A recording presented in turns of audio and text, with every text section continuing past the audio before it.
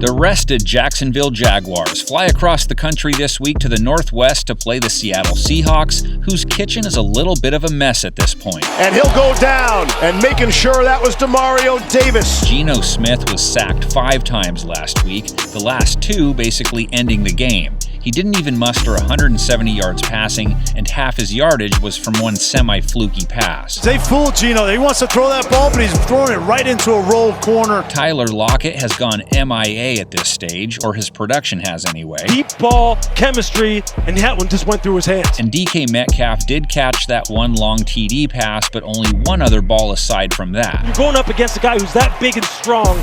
Your margin for error is slim and none. The rain, of course, played a role in their ability to move the ball through the air, but so did the Saints' defense, which is one of the best against the pass.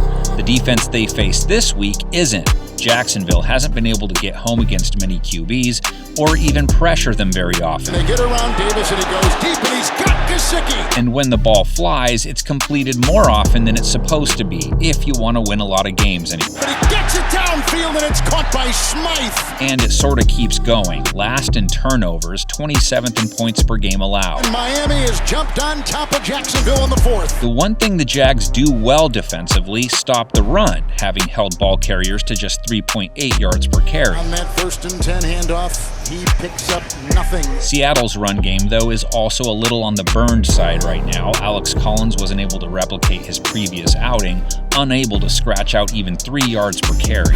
3rd and 2, Collins, nothing doing. The Jags' run game is set, though, and the strength of their offense. James Robinson, 5.5 yards per run, 5 TDs, 76.7 yards per game. Kid is no joke. Robinson like a rocket downfield. Sorry, one other thing. He was 10th in rush attempts after 6 games, fewer than Mark Ingram, who was averaging 3.3 yards per carry. Feed Robinson more. Diving in, a yard, a bolt by Robinson. Robinson is currently being overshadowed by the numero uno draft pick, or interest in him anyway.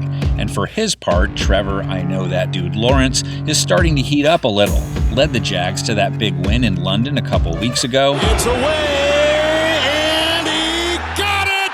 And over his last 3 games, his rating was over 90, his yards per attempt over 7.7 in each. Good job by Lawrence under pressure, standing in there as he's getting hit, making an accurate throw. No DJ Chark out for the rest of the year, so the Hawks DBs will primarily want to track Marvin Jones and Laviska Shenault. It's caught by Marvin Jones! 1st and 10 outside the goal, grab here by Shenault. There's a chance Lawrence can keep his momentum going. Seattle's pass defense has posted subpar digits in most key passing categories. Looked like a colossal mistake, and instead it turns into a touchdown. Still, the Hawks D is facing a Jacksonville O that has a lot to clean up. They haven't put many points on the board, have turned the ball over a lot, and are last on 3rd down. Probably was fortunate that ball was a little bit low. I don't watch any cooking shows and clearly am too lazy to ask Siri about them, but one of those mean cooks that hosts would be close to blowing his lid if the meals don't start coming out better soon up in the Northwest. If I stick to TV here, I can only think about what Jason from The Good Place would think of Lawrence. The writers of that show would have had a field day, and you can have a field day in the comments section with your predictions, our panel's picks for you.